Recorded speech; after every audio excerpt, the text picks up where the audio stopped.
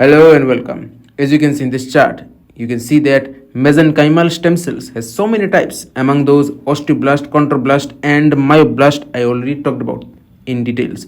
Now today's topic is our fibroblast. As you can see in this photo, as you know, it has indirect mesodermal origin, kind of mesenchymal stem cell, pluripotent type. मतलब आज का जो topic है fibroblast, ये भी घुमा फिरा के मेसोडर्म से पैदा होते हैं और ये भी एक तरीके का मेसेनकाइमल स्टेम कोशिका है जो प्लूरिपोटेंट कोशिकाओं जैसा काम करते हैं. This cells has no specific shape और size, speckle shaped nucleus with lots of nucleolus. Now in active phase, cytoplasm of these cells has lots of rough endoplasmic reticulum, lives almost 40 to 50 days, presents everywhere of the body.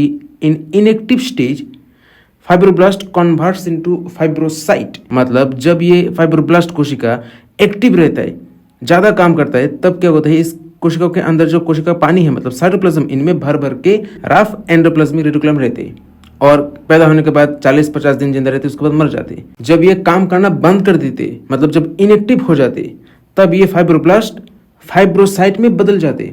अब फाइब्रोसाइट क्या चीज है वो बाद में बात करूंगा, अभी नहीं.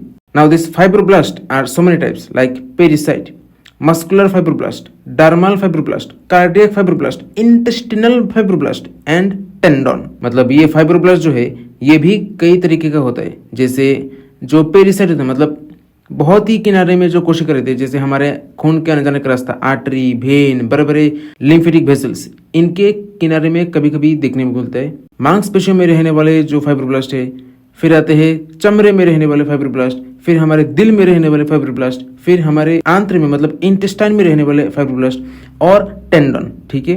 Now function, fibroblast produces all types of connective tissue like reticulin, elastic fibers, collagen, also creates glycosaminoglycans and ground substances. मतलब इसका काम होता है हर तरीके का कनेक्टिव टिश्यू तैयार करना, जैसे रेटिकुलिन, इलास्टिक फाइबर्स, कोलाजेन.